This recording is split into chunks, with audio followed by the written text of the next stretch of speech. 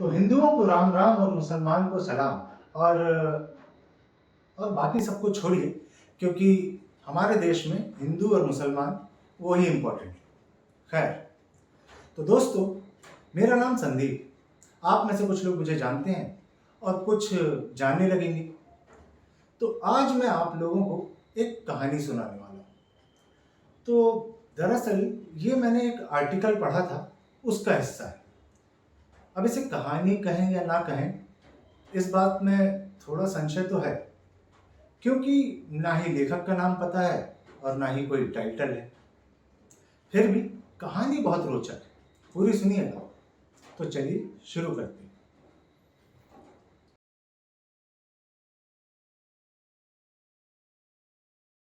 सन 1880, London शहर। उस समय लंदन में एक होटल हुआ करता था, होटल रोजवुड। और उस होटल का जो मैनेजर था, उसका नाम था सैम। सैम यूं ही कोई 25-26 साल का लड़का था। हाँ, वो बहुत ईमानदार, परिश्रमी और सरल स्वभाव का लड़का था।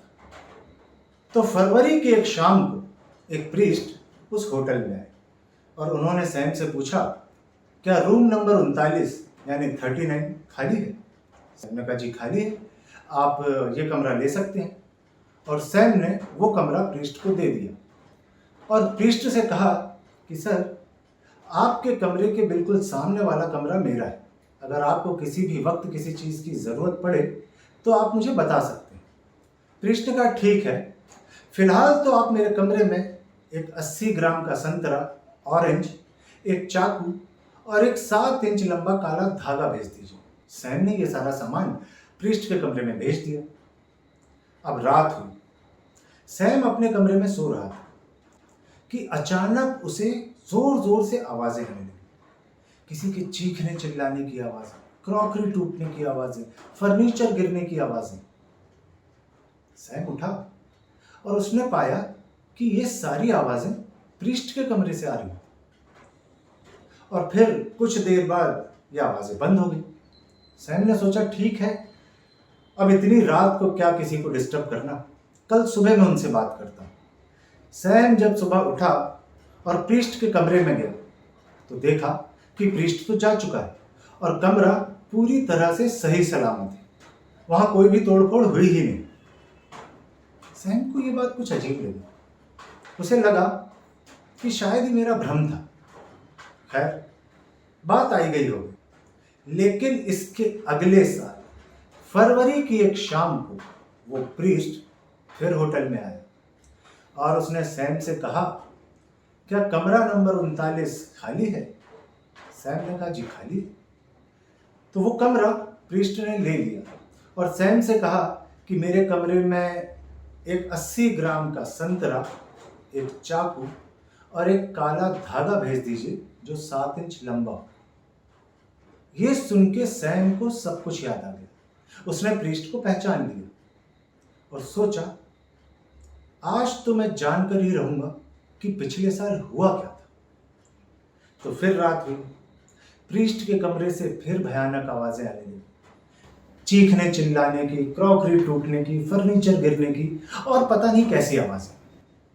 सैम इस बार चौकन्ना था, वो सोया नहीं। आवाजें सुनकर वो प्रीस्ट के कमरे के बाहर गया। थोड़ी देर बाद आवाजें बंद हो गई। सैम ने सोचा, मैं तो बाहर ही हूं, सुबह पूछता हूं। और सैम प्रीस्ट के कमरे के बाहर बैठ गया। अब चूंकि फरवरी का महीना था, सर्दियों के दिन, बैठे बैठे सैम की न जाने कब आंख लग गई। और जब आंख खुली तो सैम ने देखा कि अरे, प्रीस्ट तो जा चुका है और कमरा इस बार भी पूरी तरह से सही सलामत है। सैम दौड़ लगाकर होटल के मेन गेट तक गया। मेन गेट के चौकीदार ने सैम को बताया कि हाँ, अरे वो प्रीस्ट तो अभी अभी चला गया।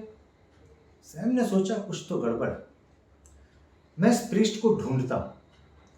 और सैम ने लंदन शहर के सारे चर्च छान मारे, लेकिन वो प्रीस्ट मिला नहीं। फिर बात आई गई होगी। अब इसके अगले साल वो प्रीस्ट फरवरी की एक शाम को फिर होटल आया और उसने सैम से कहा, क्या रूम नंबर 39 खाली है? सैम ने कहा, जी खाली है। और सैम ने इस बार भी प्रीस्ट के कमरे में एक 80 ग्राम का संतरा, एक चाकू और एक काला धागा भेज दिया जो 7 इंच लंबा था। इस बार सैम ज्यादा चौकन्ना था। उसने सोचा मैं सोऊंगा ही नहीं, और सैम सारी रात प्रीस्ट के कमरे के बाहर चहलकदमी करता रहा। तो फिर वही हुआ, आवाजें, अजीब तरह की आवाजें, चीखने चिल्लाने की आवाजें, तोड़ने फोड़ने की आवाजें। सैम इस बार रुका नहीं और उसने प्रीस्ट के कमरे को नॉक किया। प्रीस्ट ने दरवाजा खोला।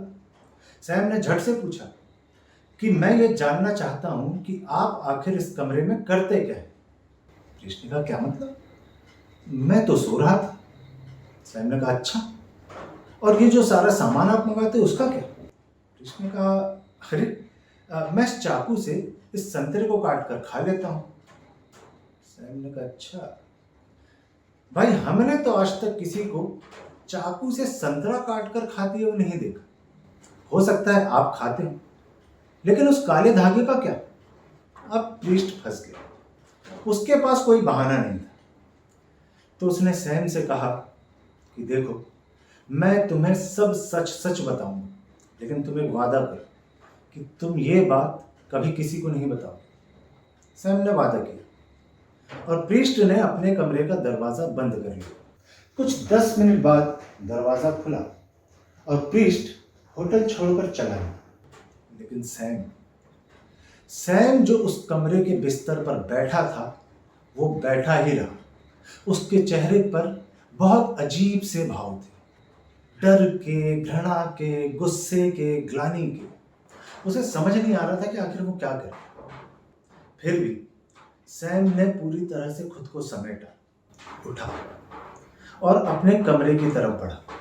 अब चूंकि सैम रात भर सोया नहीं था और प्रीस्ट की बातें सुनकर उसका सिर चकराने लगा था, तो सैम अपने कमरे में गया और सो गया। अब जैसा मैंने आप लोगों को पहले ही बताया कि सैम एक बहुत ही ईमानदार लड़का था। उसने प्रीस्ट से वादा किया था कि वो ये राज कभी किसी को नहीं बताएगा। तो हुआ वही, सैम ने वो बात कभी किसी से नहीं कही और कमरा नंबर 39 का राज आज तक राज ही है।